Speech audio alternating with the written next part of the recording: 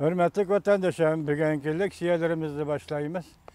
Leksiyada siz gajırız, Washington'dan sözleyimiz. Bugünkü leksiyalarımızda ben üzümçü, bunun için de bazı leksiyalarını sezgör dep oyladım.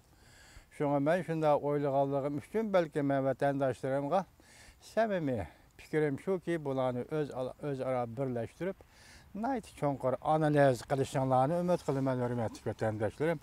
Bugünkü sözleydiğin birinci leksiyimizden mavzusu mındak. Umumyüzlük ciddilik. Cungunun ameli kesbi hususi şirketlerge kış pesli yetip geldi. Mavzulu haber.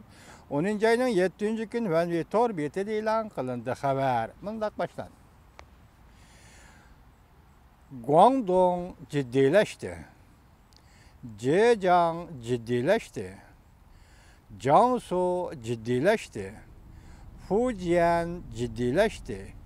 Shandong ciddileşti. Köpçüket.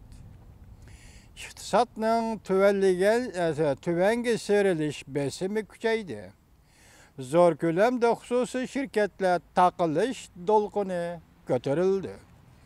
İktisat terakki kılgan çağda hususi şirketlerinin mavcutluk makanı bar idi az dola. Lekin iktisat tüvengi serilişe başlaganda hususi şirketlerinin iptidai azizlikleri aşkarlanışa başladı. Hususi şirketler takılış dolkunu kozgaldı. Bu süratke asaslanganda 2017 yılının ahırgıça sakınıp kalalaydıgan hususi şirketlerden bir neçsila kelişi mümkün. Hususi şirketler degenimiz bazarda öz küçüge, öz şirketiga ve şirket hocaylarının ticaret kılış iktidari aklıga tayinip mevcut bop turalaydıgan şirketlerdir. Hususi iyilikdeki şirketlerdir. Yani devamlılık tılgı alıdığan otları çok küçük tiptik karxanalardır, şirketlerdir. 20. asırның 80. yıllarda payda bulup ösüp yetilgen bu an'anaviy hususi şirketler bütün memleket boyunca şirketler umumi sanının 99%'lik nispetini egallaydı. Dikkat vatandaşım. Hususi şirketler bütün memleket boyunca şirketlerinin 99%'lik umumi nispetini egallaydı. Demek bunun için 1% devlet egeligideki şirketler egallik mi? Milli daramet koşkan töhpisi 60%'in eşkilet. Demek şundaqken de. Hususi şirketlerinin milli daramet, devlet darameti koşulduğun nesi her yılı da 60%'de artık olsa, kalgın 1%'lik devlet ilgili şirketlerine taksim buldu. Devletke bağış tapşırış cihati 50%'in eşkiletti. 70%'e yakın eksport, import normisi bilen hususi şirketler teminleydi. 80% etrafında şehir bazarlarda iş günü bilen teminleydi. Cungu'da hususi şirketlerin kudretini gördünüz mü vatandaşım? Bugün biz başta ettik, Jiangsu ciddileşti. Hususi şirketlerge Cungu'da kış pesli yetip geldi. An'anaviy hususi şirketler köpçülük ki devrinin terakkiyatı. Devrinin terakkiyatı bilen bille terakki kılattı. Gerçi şirket başlıkları kopal bolsun hususi şirket başlıkları. Lekin mahirlik bilen özgüreleydi, şirketlerinde başkuralaydı. İktisatının terakkiyat vaziyetinde özgürüş bolgan aman bu an'anaviy hususi şirketler terakkiyat makanıdan ayrılıp kaldı.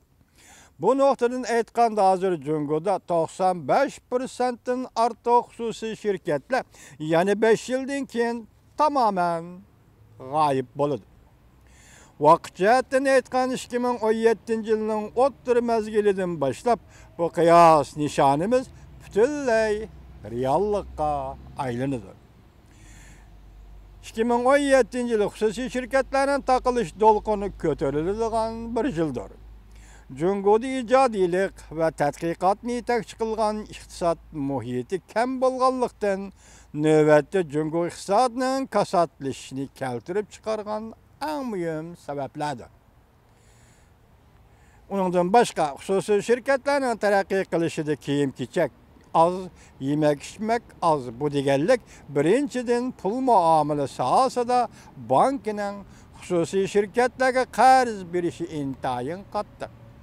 2008-yilning oxirida Jungoda umumiy pulning miqdori M2ning eşendi normasi 47 trilyon 500 milyard yuan. 2013-yili 11-oyga kelganda M2ning eşendi normasi 108 trilyon yuan, ya'ni pul besib tarqitish normasi 60 trilyon eşib ketgan. Neticede xususiy shirkatlar mablag'ining qimmati baholashib, aslidagi qimmatidan 40%ga tushib qolgan. Pul tepib, pul besib tarqitishning yana bir natijasi shu bo'lganki, kishilarning turmush xarajati eshib, bir hassidan eshib ketgan, ko'payib ketgan. Bu amaliyotda xususiy shirkatlarda ishlaydigan ishchi xizmatchilarga tarqitadigan maoshning bir hassidan eshib ketganligini ko'rsatib berdi. Har qanday savdo tijorat shakllari samimiyat va axloqdan ayrılıb qalsa, gumran bo'lish muqarrar yetib keladi. Qo'shimcha 19-qurultaydan keyin Jungoning iqtisodiy amalashib ketamdi. Yaponiya ansirashga boshladi. Mavzuli xabar 10-oyning 10-kun Vanvitor betida e'lon qilindi. Xabar mundaq boshlandi. Tez vaqt bilan o'zgarayotgan Osiyoning vaziyati Yaponiya shirkatlarining ishlab chiqarishiga ta'sir ko'rsatdi. Yaponiya matbuotlarining tekshirishiga asoslanganda 1,5% Yaponiya shirkatlari, 1,5% Yaponiya shirkatlari 19-qurultaydan keyin Jungo iqtisodi zaiflashish o'ttiriga chiqdi deb ansirashga boshladi.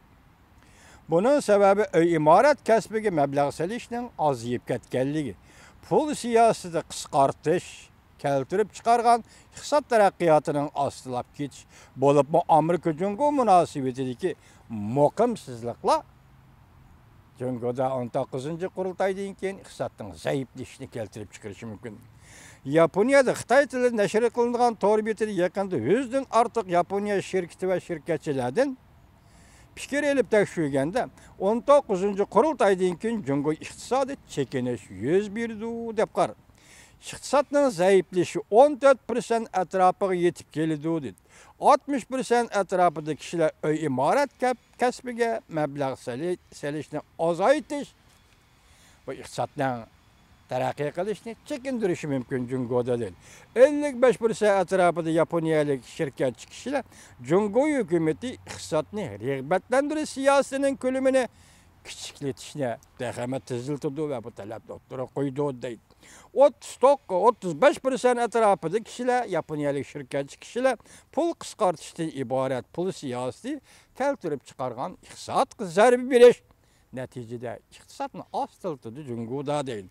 Eng muhimi Amerika Jungo munosabatining muqimsiz bo'lishi barliq masalalarning manbai bo'lib qolishi mumkin deydi Yaponiya shirkatlaridan ilingan 50 oylik sanashning oxirgi natijasi.